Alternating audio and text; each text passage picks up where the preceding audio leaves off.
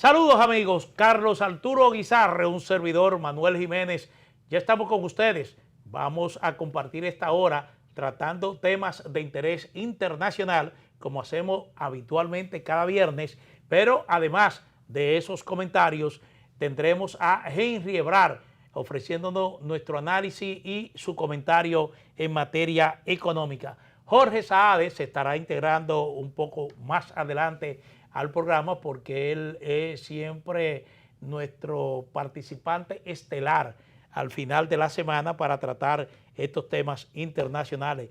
Don Carlos, mi saludo, ¿qué tal? ¿Cómo está, señora? Aquí estamos pues tratando de darle la vuelta al mundo como todos los viernes, enfocados en la situación internacional porque, Manuel, nuestros televidentes nos lo solicitaron así, porque se ha demostrado, o los dominicanos hemos visto, cómo el mundo influye en el mismo funcionamiento de nuestro país. Por lo tanto, queremos saber tanto lo que pasa en nuestro país como lo que pasa en el mundo. Sí, esa interconexión a nivel global hace que cualquier acontecimiento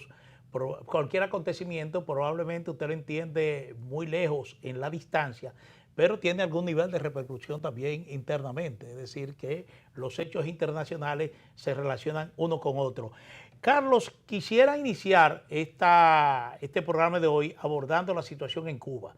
Cuba está viviendo una situación de escalada en términos de deterioro de lo que es su condición económica, su condición social, y esto obviamente se agrava a partir de lo que se informó esta semana de que la presidenta de México, Claudia Sheinbaum, estaba confirmando que Pemet, que es la empresa petrolera mexicana, había dejado de enviar petróleo a Cuba. Lo que se había documentado es que entre enero y septiembre del año 2025, Pemex estaba enviando alrededor de 20,000 barriles diarios de petróleo a Cuba. Esta situación de repente se dice, bueno, se suspendió estos envíos de petróleo por parte de Pemex a México, una situación que evidentemente agrava esta situación interna en Cuba, porque ustedes conocen que a partir de la operación militar que realizó Estados Unidos en Venezuela, concretamente en Caracas, apresando al presidente de turno en ese momento, Nicolás Maduro, y su esposa, que guardan prisión en una cárcel de Nueva York, el régimen venezolano, por presiones de los Estados Unidos, rompió todo vínculo con Cuba, lo que incluye la suspensión de los envíos petroleros de Venezuela a La Habana. Y esto ha provocado que ya se esté reportando de que en Cuba se están produciendo largas colas de vehículos frente a estaciones de expendio de combustible porque el combustible comienza a escasear. Y no solamente a nivel de la venta de combustible directo para el transporte está afectando a Cuba, sino también para la generación eléctrica, que es su punto crítico. Cuba está registrando apagones a nivel nacional que en algunas ocasiones han llegado a prolongarse hasta por más de 20 horas. Y esta situación se ha vuelto más frecuente a medida que se endurece esta falta de combustible en Cuba. Es una situación que uno diría, porque México trata de mantener, Carlos, una situación un poco dual en esto. Por un lado, la presidenta Claudia Sheinbaum dice, bueno, México siempre ha sido solidario. México siempre, por razones de autodeterminación de los pueblos, no se condiciona en torno al tipo de régimen que esté gobernando un país, sino que ellos sencillamente entienden que si ese régimen tiene presencia en ese país, ellos son respetuosos de esa condición y no intervienen bajo ninguna circunstancia. Y partiendo de ese criterio, han mantenido esa solidaridad con Cuba. Pero extraña que se rompa este suministro de petróleo en un momento en que al parecer Estados Unidos está ejerciendo ciertas presiones sobre México para que corte estos suministros. Y en el día de ayer, justamente, el presidente Donald Trump está advirtiendo que aumentará los aranceles, que es la palabra favorita de Trump, aumentará los aranceles a los países que suministren petróleo a Cuba. Y esa parte representa una presión directa sobre México. ¿Qué va a pasar? Bueno, ayer Claudia Sheinbaum, en medio de ese discurso un poco ambiguo, decía que bueno, vamos a mantener el suministro de petróleo a Cuba, pero uno se pregunta, ¿realmente se suspendió o es una decisión que México adoptó ya para mantenerla en el tiempo dentro de esta política de la administración Trump de presionar al régimen cubano para producir un cambio político en la isla? Bueno, la señora Claudia Sheinbaum tiene un punto.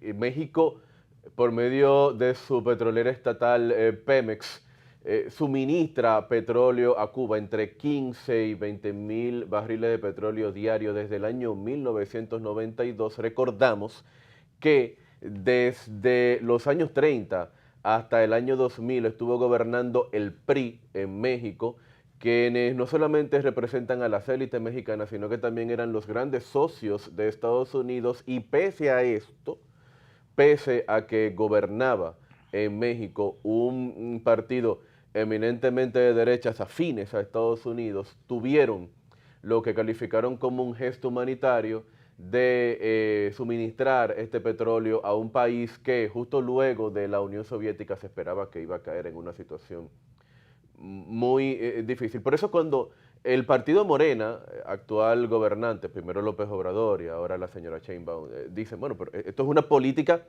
recurrente de México, no están diciendo mentiras, no están engañando a nadie, ciertamente. Sí, porque brevemente el ejercicio del PRI y el ejercicio de Morena en términos de política exterior no ha representado grandes cambios para México. No, por supuesto que no. Solamente, aunque López Obrador sí fue un poco más aislacionista Sí. que los presidentes anteriores, y también Felipe Calderón y Honosa, fue bastante aislacionista, se concentró más en su fracasada lucha contra el narcotráfico, pero el envío de petróleo mexicano a Cuba es una política recurrente del gobierno mexicano sin importar la ideología. Ahí se lo compramos a Claudia Sheinbaum. ¿Qué no le compramos a la señora Sheinbaum, que ha salido incluso hasta más graciosa que su jefe político? Y que su antecesor.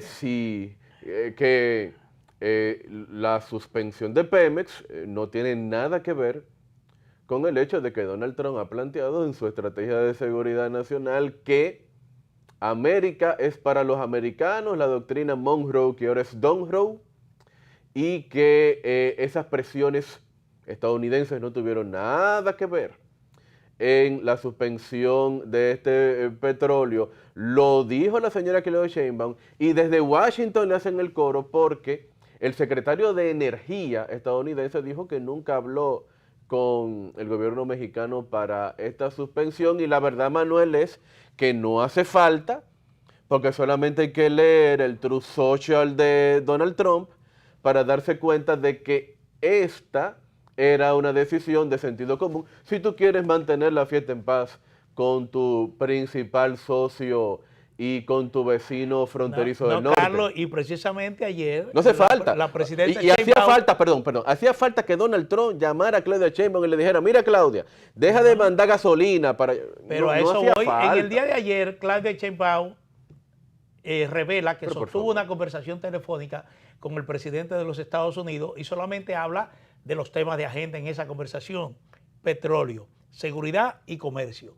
Fueron los temas que abordaron el presidente Trump y la presidenta mexicana. Y no tienen nada que hablar de fútbol ellos, no, porque van a celebrar el Mundial ahora. Bueno, es un tema porque está creciendo la demanda para que haya un boicot, por lo menos de los fanáticos. Que no va a funcionar. Boicot. Eso es Joseph Blatter, óyeme.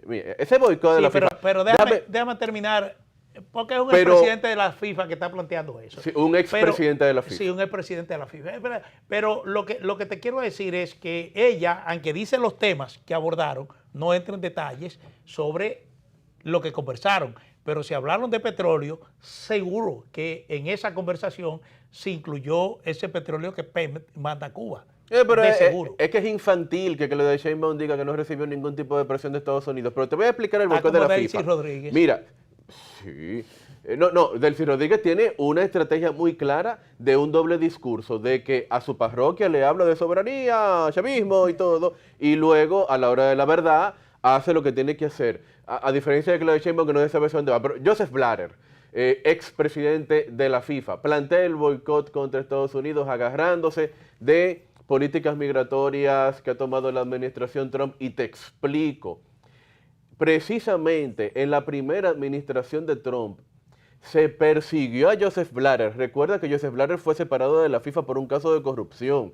Básicamente el FBI estadounidense, bajo el mandato de Donald Trump, acusó a Joseph Blatter y a otros funcionarios de la FIFA de recibir sobornos para que la FIFA decidiera que el Mundial de 2022, que Donald Trump aspiraba que fuera en Estados Unidos, se celebrara en Qatar.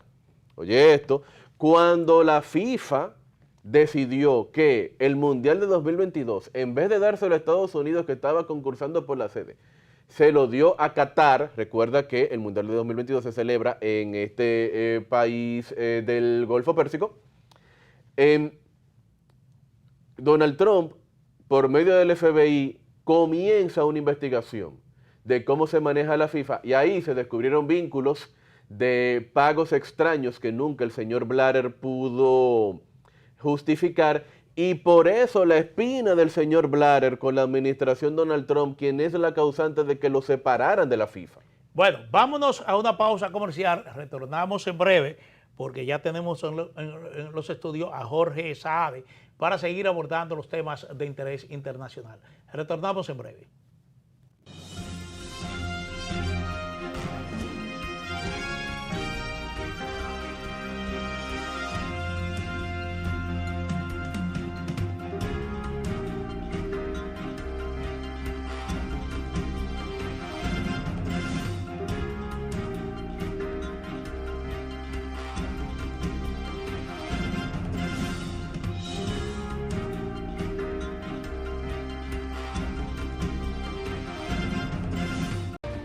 Resaltamos la manufactura dominicana con el sello que nos une, las manos que lo fabrican, la fuerza de la industria y el apoyo del consumidor, agregando valor a lo hecho en el país, ampliando y promoviendo la producción dominicana, colaborando con la creación de más y mejores empleos y posicionando la industria dominicana en los mercados internacionales.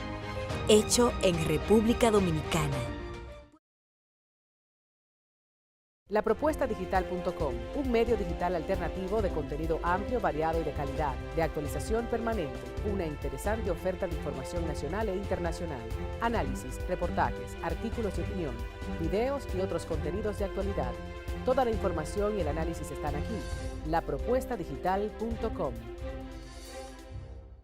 En la mañana con Teleimpacto. En la mañana con Teleimpacto, un espacio de análisis, entrevistas y comentarios sobre el acontecer nacional e internacional. Nelson Encarnación, Manuel Jiménez, Gregory Caimares, Graciela Fontaneto, especialista en medicina estética, y Argenis Viñas, hablándonos de cine. En la mañana con Teleimpacto, de lunes a viernes, de 7 a 9 de la mañana. También síguenos en YouTube.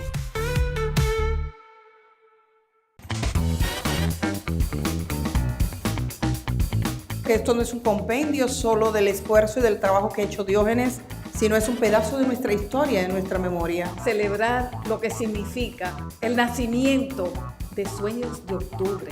Léanlo, lo invito a que lo lean, porque es sin duda alguna un libro verdaderamente motivador. Sueños de Octubre, el arte de la entrevista.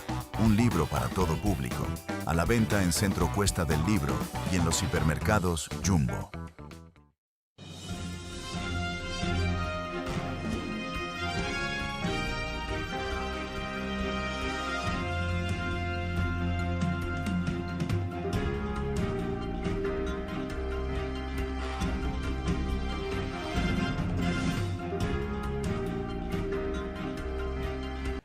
Los dejo con el análisis y el comentario económico a cargo de Henry Ebrard. Así que adelante, don Henry.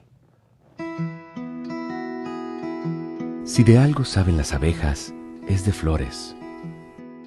Hay de todo tipo y para todos los momentos. Lo importante no es solo su color, tamaño o forma, sino lo que hace sentir cada una.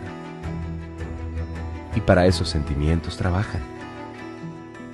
Igual que el Banco Central, que trabaja para hacer florecer la economía y que sientas estabilidad. Para ese sentimiento de tranquilidad. Para ese sentimiento de crecimiento y desarrollo.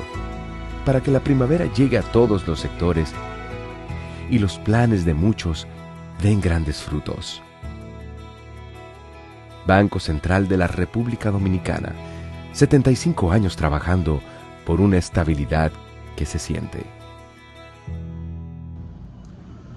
¿Qué tal, amigos de Propuesta de la Noche? Un placer estar de nuevo con todos ustedes. Yo soy Joan Guevara y es momento para revisar lo que acontece en el mundo económico financiero, tanto en lo local como en lo global. Como ustedes saben, los días viernes tratamos de seleccionar un tema que nos parece relevante para los próximos días o próximas semanas, o el tema que fue estelar en la semana de hoy. Y este tema pues cumple con ambos parámetros. Los precios del oro, qué implicación tiene para la República Dominicana. Ya yo quisiera orientarlos sobre el tema de que mucha gente, quizás por desconocimiento, no creo que sea por mala intención, aunque a veces hay de todo en las viñas del Señor, algunos han estado llamando a que se revise el contrato firmado entre el Estado Dominicano y la Barrick-Gold sobre el argumento de que por haber sido supuestamente mal negociado por las autoridades dominicanas, no permite a República Dominicana beneficiarse de los extraordinarios incrementos de los precios del oro.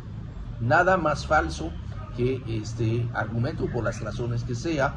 La realidad es que el contrato firmado entre la Barrick-Gold y la República Dominicana, un contrato de arrendamiento, aunque la propiedad legal es y sigue siendo, por supuesto, el Estado Dominicano, contempla prácticamente un acuerdo 50-50, donde de un lado el Estado Dominicano pone a disposición la mina de oro. A cambio de esto, la firma Barrick-Gold con su socio americano Newmont pone el capital, la inversión, el conocimiento tecnológico y la distribución a nivel comercial en los mercados mundiales. Producto de eso, el año pasado, es una buena ilustración de lo que yo estoy diciendo.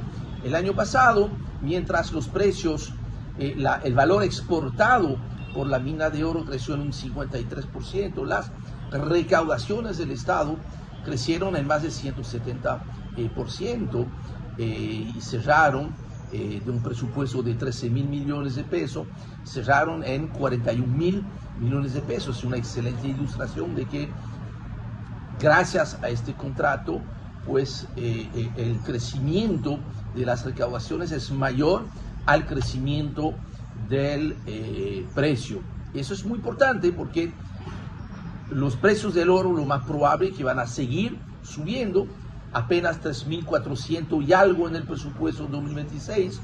Estamos ya por encima de $5.000 y algunos están proyectando que los precios del oro pudiesen superar los $6.000 antes de finalizar el año. Si a eso añadimos de que la producción de oro va a crecer en los próximos años, hoy en día alrededor de 650.000 onzas al año, y pudiese llegar hasta 850.000 onzas a partir del 2028, estamos hablando que la producción de oro, la exportación en dólares y las recaudaciones en pesos van a dispararse en los próximos años. En vez de perder tiempo en discusión inútil, que es pretender renegociar un contrato que es muy favorable a la República Dominicana, más bien deberíamos de enfocar la discusión en algo que es fundamental: cómo asegurar sembrar la minería, o sea, cómo asegurar que esos recursos, que no son infinitos, son finitos, porque cada onza que se extrae de la mina no se va a reproducir, se necesita garantizar que el uso de esas recaudaciones extraordinarias se pueda usar de la mejor manera posible y permita, tal como lo ha definido y acordado la Ley de Estrategia Nacional de Desarrollo, que el dinero de la minería sea una fuente de financiamiento del desarrollo del país. En este sentido, yo creo que dos ejemplos muy positivos, Colombia y Perú, donde una proporción importante de los ingresos mineros se sacan del presupuesto general para ponerse en un fideicomiso o en fondo soberano, o en el caso de Noruega, es una vía que debe estar explorando la República Dominicana en un momento cuando es preciso reabrir la agenda de las leyes de transformación, una agenda de transformación, y para eso pues el tema de la minería y cómo garantizar de que esos ingresos se puedan invertir de la mejor manera y de este modo sembrar la minería, yo creo que es un reto muy bonito para este año 2026. Hasta aquí mi comentario para el día de hoy. Les invito a que me sigan a diario siempre en mi cuenta de Twitter, @zebrarh. Por supuesto, esperamos estar con ustedes. Será cuestión de este lunes, mismo lugar, misma hora. Hasta luego. Cuídense mucho. Si de algo saben las abejas, es de flores. Hay de todo tipo y para todos los momentos. Lo importante no es solo su color, tamaño o forma, sino lo que hace sentir cada una. Y para esos sentimientos trabajan.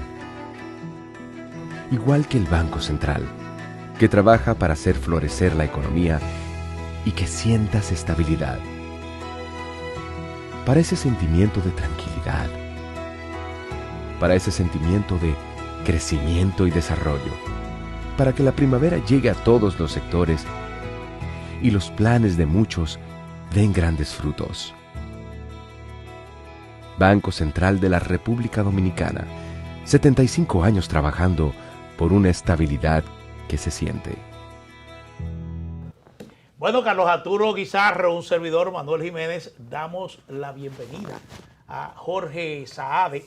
Digo, damos la bienvenida por este viernes, pero Jorge Saade siempre está con nosotros cada viernes. Pero saludos, Jorge. Gracias, Manuel, Carlos Arturo y ustedes televidentes. Bienvenido, Jorge. Sí. Gracias.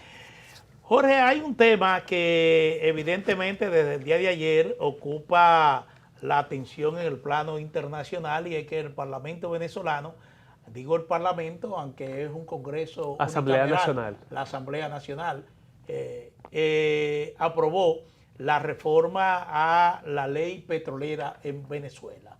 Esto va a permitir, en palabras de Delcy Rodríguez, que es la presidenta de facto de este país suramericano, que fluya la inversión extranjera a este recurso mineral y estratégico. Sí, también Delcy dijo que es una decisión soberana. Sí, exactamente, que nadie se lo cree. Sí. Obviamente esto se produce precisamente después de una comparecencia de Marco Rubio, el secretario de Estado de los Estados Unidos, ante un comité del Senado de los Estados Unidos, donde él hablaba y detallaba la forma en que Estados Unidos está administrando los recursos que provienen de la venta de petróleo venezolano.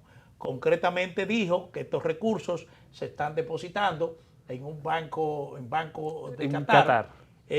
Con una normativa reforzada con una orden ejecutiva del presidente Trump, para evitar que países acreedores de Venezuela puedan de alguna manera actuar contra estos recursos reclamando el pago de deuda. Pero fundamentalmente lo que me llama la atención es que Marco Rubio delineó ahí cómo estos recursos ingresan a estos bancos, están bajo el control del Tesoro de los Estados Unidos, pero también define la prioridad en el orden de uso de estos recursos por parte del gobierno de Venezuela, lo que mata evidentemente este discurso de Delcy Rodríguez de que esta decisión de la Asamblea Nacional Venezolana es soberana y que Venezuela mantiene su soberanía sobre estos recursos petroleros. Definitivamente creo que esa comparecencia de Marco Rubio ante el Senado es importantísima, darle seguimiento porque te explica con lujos y detalles qué es lo que está pasando y lo que pasará en un futuro en Venezuela. Es una comisión bicameral integrada también por varios demócratas, entre ellos un republicano de tendencia demócrata, que le hace preguntas capciosas a Marco Rubio para ver más o menos qué es lo que presenta esto. La reforma de la ley de hidrocarburos en Venezuela responde a un reiniciar la industria petrolera al sistema, vamos a decirlo así, de mercado, aproximándose a ese hemisferio estadounidense, bien alejándose un poco también de esa concentración del Estado venezolano en torno a los hidrocarburos. No es que estamos privatizando, no se está privatizando el petróleo, sino que se está dando algún tipo de reforma para que haya mayor inversión extranjera, sobre todo estadounidense, que antes no la había durante el chavismo por Chávez, por Maduro, y que hoy en día está haciendo una especie de apertura, porque pareciera que estos regímenes reacios al sistema de mercado se dan cuenta después de que es necesaria la inversión extranjera por tema de tecnología, desarrollo y mano de obra capacitada, bien, que reinserta el mundo de hoy en día globalizado en torno a esto. Y el capital también. Luego, muchos de estos regímenes que se inclinan hacia la izquierda, que critican al libre mercado o al empresariado, se dan cuenta con el tiempo de que es precisamente ese libre mercado y ese empresariado el que genera el capital que hace falta para luego construir cosas, porque una industria tan técnica como la petrolera, bueno, tiene que tener maquinaria de última, debe tener también un know-how importante, poder pagar salarios a técnicos capaces que puedan llevar todos esos procesos y lamentablemente sin una lógica del libre mercado donde prime la utilidad y el interés precisamente de una empresa, es muy difícil administrar todo esto. Parte de la reconstrucción de la industria petrolera que a Venezuela le urge tiene que ver con llamar a actores internacionales. De hecho, utilicé la palabra retornar a ese mercado petrolero que está en Venezuela durante los gobiernos representativos, esa mal llamada Cuarta República, que más o menos tenía una buena actividad petrolera, pero cuando Chávez formula este tipo de ley de hidrocarburos, centraliza aún mayor el poder del gobierno y su industria petrolera como PDVSA, el manejo sobre todo de esta industria, que a pesar de todo hay que reconocer que no es lo mismo. Y hay que recordar que también durante ese marco de esa ley se vio el tema del despido de los técnicos de PDVSA, técnicos especializados y expertos en materia petrolera que hoy en día están escasos. Entonces, para retornar a este mundo es necesaria la inversión importantísima de empresas privadas estadounidenses que van de la mano con esa política estadounidense de Trump. Hay que reconocer una cosa, evidentemente que esta política de estatizaciones que puso en práctica el entonces régimen encabezado por Hugo Chávez fue de consecuencia fatal para la economía y el pueblo venezolano. Ahora, con esta reforma se están eliminando toda esa escalada de impuestos que impuso Chávez en su momento con medidas que adoptó para proteger, entre comillas, a la industria petrolera venezolana. Y hay que recordar que empresas importantes que intervenían en el sector se retiraron de Venezuela. Incluso algunas llegaron a iniciar procesos judiciales contra el gobierno venezolano por estas estatizaciones. Solamente en el caso de Chevron permaneció bajo el esquema que impuso el gobierno de Chávez. Pero de ese esquema, que no fue beneficioso para los venezolanos ni para el gobierno venezolano, evidente se ha pasado a otro esquema, que es el esquema que tenemos actualmente después de la operación militar de Estados Unidos en Caracas. Pero hay que hablar claro. Aquí lo que me parece que está poniendo en vigencia Estados Unidos es una especie de protectorado. En pleno siglo XXI, una especie de protectorado.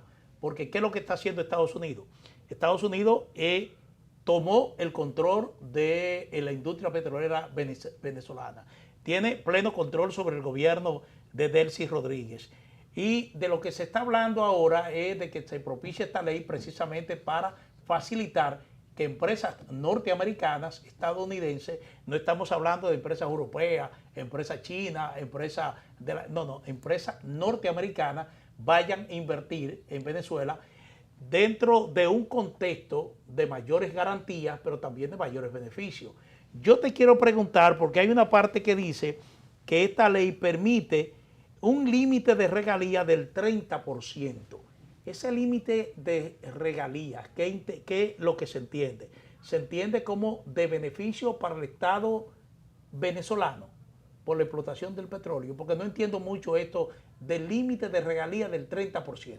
Bueno, habrá que profundizarnos bajo este esquema que facilita la reforma. Efectivamente, habrá que ver un poco también el tema de cuáles son las concesiones y los acuerdos detrás de bastidores de este tipo de ley con las empresas estadounidenses.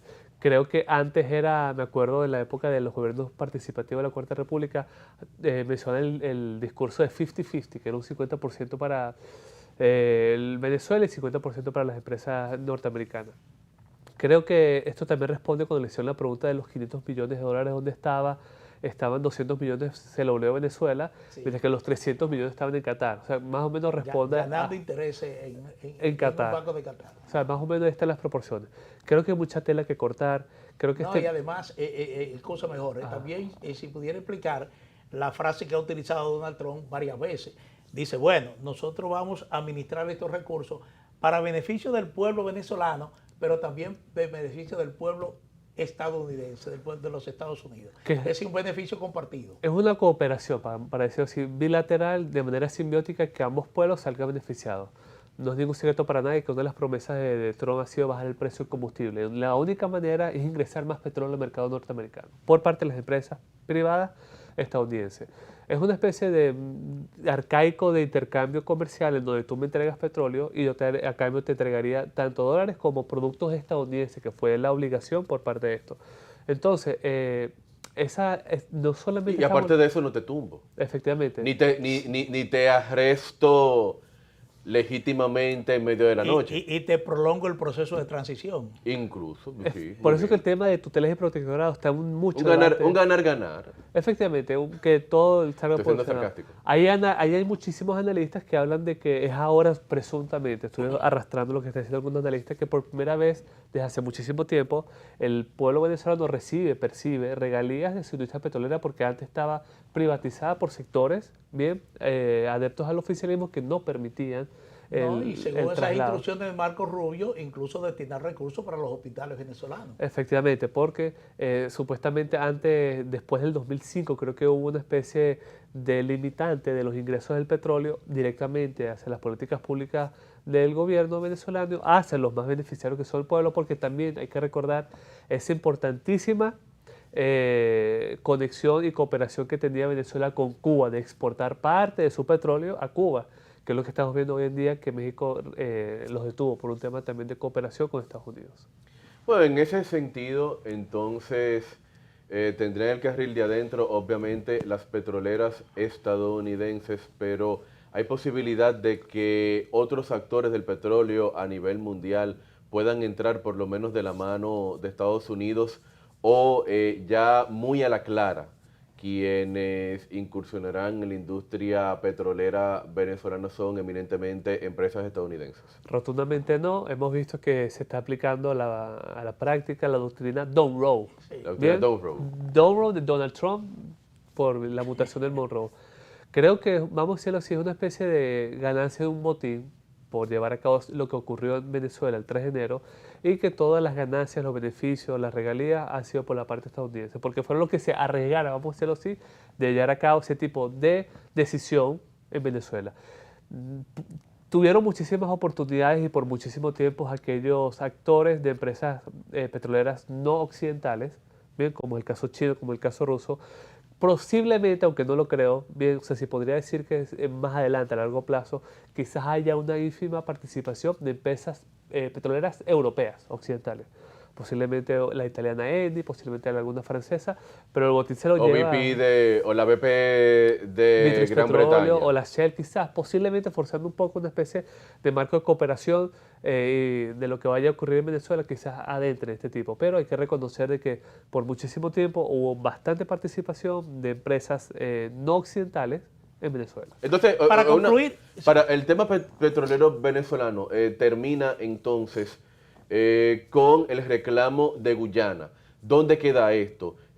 ¿Pudiera la administración Trump volver a poner el tema sobre la mesa? ¿Pudiera el gobierno venezolano, tutelado por la administración Trump, hablar de esto? ¿O simplemente el pasado 3 de enero Guyana se salvó de este reclamo histórico que tienen los venezolanos. Si se asuma el discurso de Estados Unidos, ha sido así. Bueno, el reclamo venezolano sobre el Esequibo es antiquísimo. De hecho, es independiente con cualquier tipo de gobierno y de ideología que ha estado en el poder.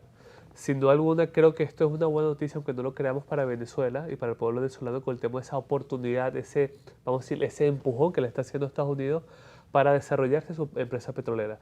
Pero en el punto de servir como mediador a favor de Venezuela, de acuerdo con los acuerdos de Ginebra, a pesar de que instituciones judiciales internacionales dieron la razón a Guyana sobre la reclamación, no lo creo. Hay muchísimos intereses, sobre todo esas proyecciones que tiene Guyana de que va a ser uno de los países con mayores producción y exportación petrolera por encima de Venezuela, por la plataforma que colinda hacia el Atlántico. Sí, tomando en cuenta en per cápita. Para concluir con el tema venezolano, ayer precisamente el presidente Donald Trump dice: estoy dando instrucciones para ya liberar el acceso al cielo venezolano, es decir, que se reanuden los vuelos comerciales a Venezuela. Sigue el proceso de liberación de los presos políticos, ya el Diosdado Cabello, que es el que maneja las cárceles venezolanas, ha dicho que 808 han salido en libertad, pero ya en el último día también se habló de un porcentaje importante de presos políticos que salieron a las calles. Todo esto se inscribe dentro de la política del presidente Trump de comenzar a generar una transición pacífica, segura. Él habló de una transición pacífica en Venezuela porque Marco Rubio igual lo dijo durante la comparecencia ante el Senado. Y después de esa comparecencia precisamente se reunió con María Corina Machado, que cuando salió de ahí, aunque no dio detalles del encuentro, sí habló de que Venezuela merece una transición real. Efectivamente, en materia política, hay que recordar el metamensaje que ha hecho Trump de que la primera aerolínea que retomaría los vuelos hacia Venezuela, nada más y nada menos que American Airlines. O sea, que mayor insignia de bandera, vamos a decirlo, imperialista que el par de A. Eso por una parte. Segunda parte, hemos visto cómo está comenzando la transición o el regreso, el retorno de Venezuela hacia el mercado internacional, hacia los satélites de los empresarios, a la normalidad, para decirlo así, del sistema de mercado. Pero yo tengo una especie de advertencia y temo de que esta construcción de la casa que se está haciendo por los techos, bien, haya sido muy apresurada y espero que no sea tan desmedida porque puede ser contraproducente para el Venezuela y que es lo que va a pasar en un futuro. Lo hemos dicho en este espacio, es por etapas, una etapa económica, luego una etapa política y una parte institucional. Creo que es indispensable también el tema de lo que va a pasar con María Corina Machado, que ella lo ha dicho en varias oportunidades, su papel y actuación no es en materia transitoria, sino más bien el post de transición en Venezuela. Pero lo que hay que ser claro de que a pesar de que Trump dijo que es una transición segura, pero la clave de todo esto es que va a ser paulatina, no tiene que ser algo muy abrupto, porque a pesar de todo conviven actores importantísimos, el chavismo de Venezuela, que tiene el control, bien, de esferas de poder en ese país. Sí. Bueno, vamos a hacer una pausa, Jorge. Cuando retornemos, vamos a hablar de dos temas también interesantes, la situación en Irán, porque ya se conoce a última hora la advertencia del Kremlin de que si Estados Unidos ataca a Irán, eso produciría un caos mundial. Entonces, vamos a ver, vamos a sacarle aritas a esta tensión en el Medio Oriente. Defíneme caos mundial. Exactamente. Vamos a hablar de eso ahorita. Sí, retornamos en breve.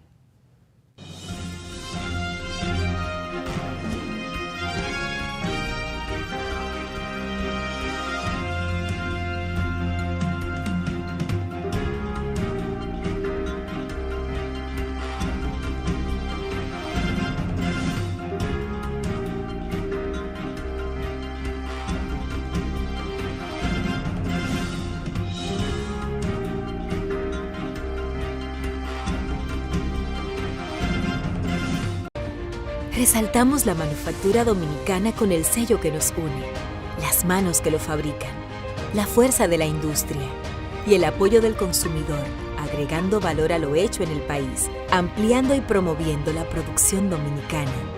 colaborando con la creación de más y mejores empleos y posicionando la industria dominicana en los mercados internacionales. Hecho en República Dominicana. En la mañana con Teleimpacto. En la mañana con Teleimpacto, un espacio de análisis, entrevistas y comentarios sobre el acontecer nacional e internacional. Nelson Encarnación, Manuel Jiménez, Gregory Caimares, Graciela Fontaneto, especialista en medicina estética, y Argenis Viñas, hablándonos de cine. En la mañana con Teleimpacto, de lunes a viernes, de 7 a 9 de la mañana. También síguenos en YouTube.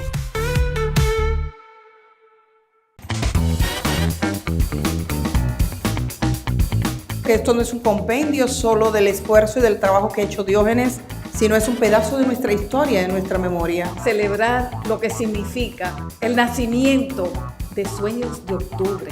Léanlo, lo invito a que lo lean, porque es sin duda alguna un libro verdaderamente motivador. Sueños de Octubre, el arte de la entrevista. Un libro para todo público. A la venta en Centro Cuesta del Libro y en los hipermercados Jumbo.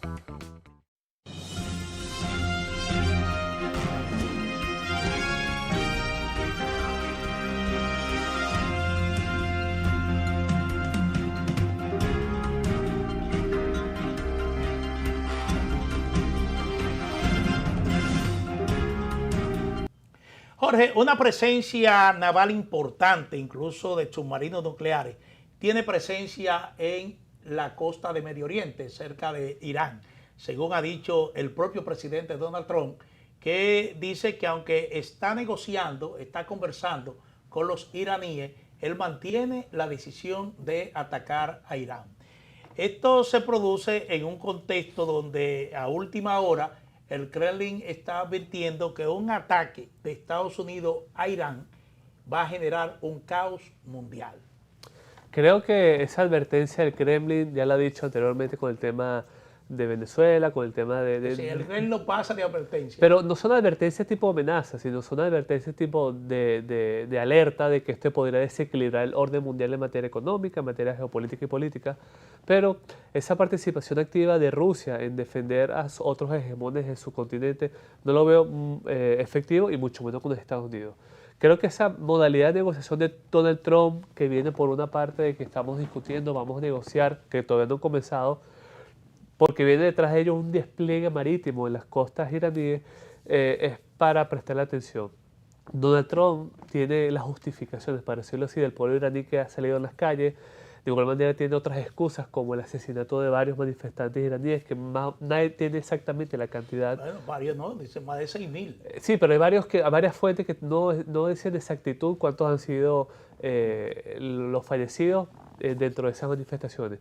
Pero después de que neutralizaste el tema del Caribe, que ya está medianamente controlado, y el tema de Ucrania, que posiblemente se solventa este año o está en discusiones, creo que el objetivo de Trump ahora siempre ha sido Irán, y sobre todo con el apoyo que tiene Israel y esa insistencia que tiene Israel de contrarrestar a su mayor enemigo en la región.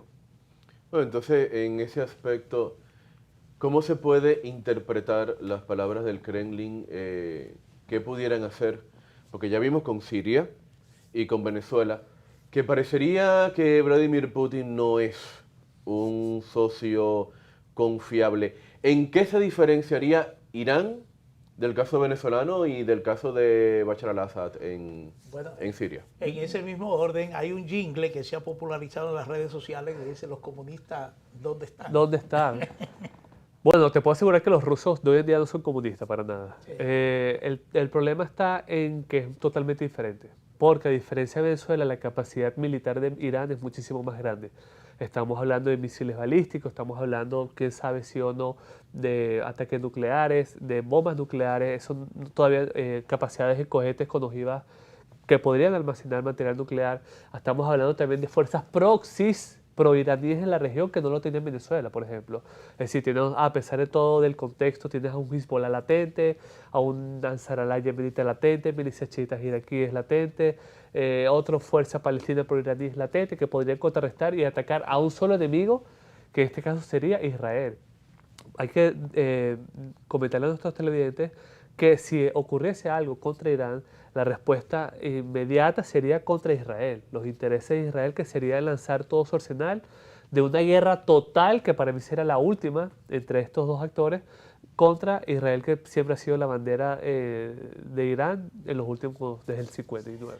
Minnesota se ha convertido en el punto de atención en Estados Unidos y al parecer la administración Trump se ha visto compelida a replegarse, porque se está hablando de un retiro gradual de los agentes del ICE ya en Minneapolis, después de dos asesinatos, porque típicamente se pueden considerar de asesinato lo que ha ocurrido.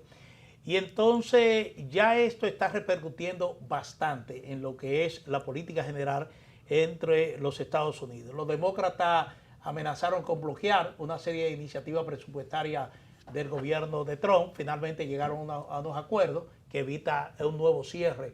Pero evidentemente que Minneapolis, en Minnesota, ha representado la tensión durante toda esta semana dentro de la política interna de los Estados Unidos.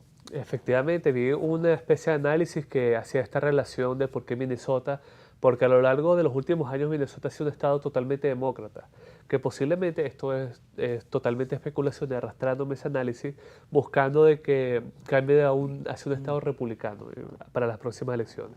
Esto por una parte. Por otra parte, a pesar de todo, no hay que generalizar a todos los demócratas que están en contra de las operaciones anti-inmigrantes que ha hecho Trump. Hemos visto como alguno que otro senador le ha dado el visto bueno.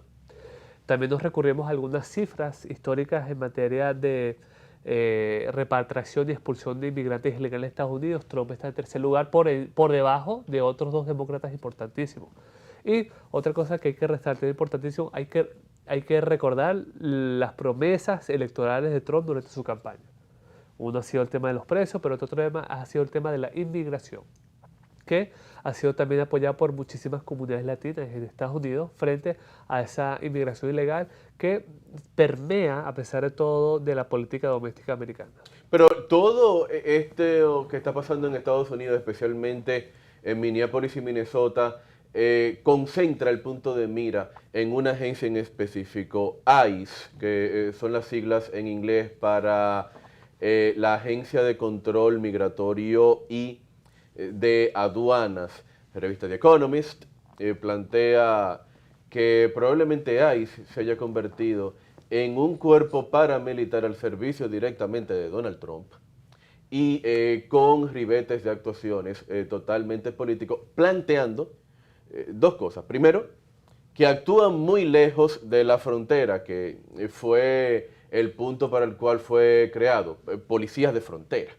Y segundo, que solo llegan a ciudades mayores históricamente votantes del Partido Demócrata, cuando incluso los estados donde más inmigrantes hay, precisamente, son históricamente republicanos, muy específicamente Florida, Texas y Arizona, pero esto se ignora y donde hace su mayor presencia ICE es en puntos demócratas. Y tomando en cuenta Minnesota pasa dos cosas. Fue donde se creó Black Lives Matter a partir del asesinato de una persona de color en el año 2018 y donde el gobernador Steve Walz, nada más y nada menos que compañero de boleta de Kamala Harris. ¿Qué tú piensas de eso que dice revista The Economist? No es nada al azar, creo que comparto ese análisis y muy buena observación, Carlos Arturo. Hemos visto que no es algo aleatorio el caso de Minnesota, pero no fue sino hasta hoy en día que la mayoría del público, entre nosotros los analistas, nos enteramos de ese término de ICE.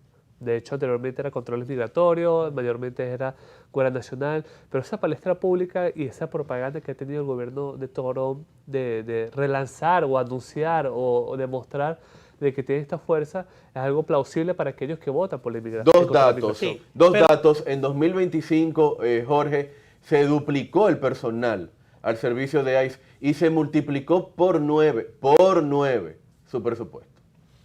Dos cosas. Llama la atención, y algunas cadenas noticiosas en los Estados Unidos lo han planteado, de que Obama sigue rankeado como el presidente de los Estados Unidos que mayor deportaciones de inmigrantes indocumentados realizó. Y en el caso de Obama no tuvo que recurrir a lo que está recorriendo ahora el ICE, esos agentes migratorios de los Estados Unidos. Pero es obvio que esta actuación de la Casa Blanca, este comportamiento del presidente Trump, le está generando pérdida de popularidad dentro de los Estados Unidos. Y así lo revelan las más recientes encuestas. Dice una encuesta reciente de una firma acreditada en Estados Unidos que los niveles de aceptación de Donald Trump han descendido a 37%. Y dice que es uno de los más bajos que un presidente norteamericano ha tenido en su primer año de gestión. Pero la mitad de los ciudadanos norteamericanos, más de la mitad de los ciudadanos norteamericanos, dicen que la administración de Trump ha sido peor de lo que se podía esperar. Es decir, peor de cualquier otra gestión que haya tenido presencia en la Casa Blanca, pero igualmente de las expectativas que sembró, que ha sido mucho peor. ¿Tú piensas que esa situación que se está dando hoy, según los resultados de esta encuesta, podría prolongarse o agudizarse en lo que resta de este año hasta las elecciones de medio término del mes de noviembre? Mira, muy buena la pregunta. Yo creo que este tipo de políticas antiinmigrantes creo que representa el interés nacional. Bien, yo no lo veo en materia partidista, no creo que sea una lucha interna, pero sí considero que es aprovechada de manera como factor catalizador por parte de los... Se podría entender no como un enfrentamiento partidista. El tema es el impacto que está teniendo entre personas que hasta el 2020 estaban en favor de la política migratoria de Trump. Por ejemplo, los hispanos votaron en favor de Trump porque entendían que esa masiva migración que se produjo durante el gobierno de Biden de alguna manera conspiraba contra sus propios intereses. Efectivamente, el tema es eso, que es una de las mayores problemáticas que agobiaban los estadounidenses cuando le preguntaban cuál era lo que más te molestaba. Yo creo que va a servir de factor catalizador por parte de los republicanos para exacerbar y recordar a ese voto del por qué fue hacia Trump en el 2024, eso por una parte. Mientras que la parte demócrata creo que lo están haciendo como una oportunidad de darse a conocer ante, para decirlo así entre comillas, la brutalidad policial, la mayor... van a aprovechar muchísimo y explotar el tema de los asesinatos que hubo recientemente contra inmigrantes ilegales, pero yo creo que eso sin duda va a afectar en las próximas elecciones, que no hay ningún secreto para nadie. Todas las políticas y decisiones tomadas por el Trump repercuten en la política interna, incluyendo lo que está pasando en Venezuela.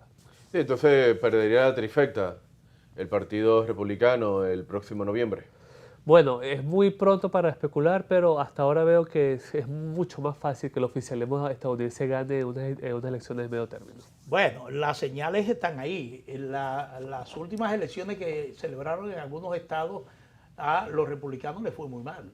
Bueno, es aleccionador el tema de la alcaldía de Miami. Sí, 30 años sin un alcalde demócrata. Sí. Efectivamente.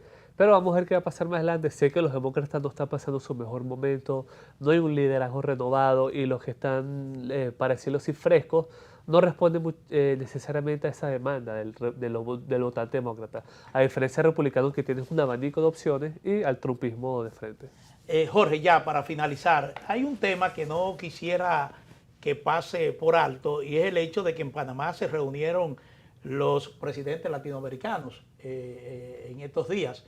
Y entonces hubo una declaración final que me pareció un poco sin impacto, es decir, hablar de la necesidad de la unión de la región, pero hubo muy poco llamado a la situación que está viviendo precisamente la región con esta nueva política de Trump. Es decir, me pareció que como que se le sacó el cuerpo a esto. Sí, creo que uno de los principales líderes que asistió fue Lula y lo reconocieron, de hecho fue muy elogiado de esa reunión. Pero el problema de América Latina es que está viviendo una crisis por la polarización que ha sido afectada o mejor dicho, impulsada por Donald Trump. O que estás conmigo o estás en contra mía, pero si estás en contra mía te la vas a pasar muy mal, sin duda alguna. Sí, pero eso evidentemente que representa la debilidad que tiene Latinoamérica frente a Estados Unidos. El hecho mismo de reclamar unión, de reclamar acciones unificadas, yo siento que devela una situación de mucha vulnerabilidad frente a la situación que está viviendo la región frente a Estados Unidos. Es bueno recalcar que Centroamérica siempre se ha subordinado a Estados Unidos. Lo que está cambiando un poco sí, pero ahora... No fue un encuentro centroamericano, fue un encuentro de la región. Lo que está cambiando ahora es que esas grandes economías suramericanas están sintiendo la presión de subordinarse al poder del norte, pero esas naciones centroamericanas siempre se han subordinado.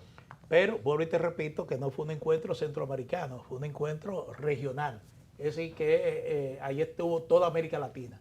Señores, hemos llegado al final de esta propuesta de la noche. Muchísimas gracias a nuestro estelar participante siempre en estos viernes, Jorge Saade, por sus comentarios siempre oportunos, profesionales y muy reales sobre la situación internacional.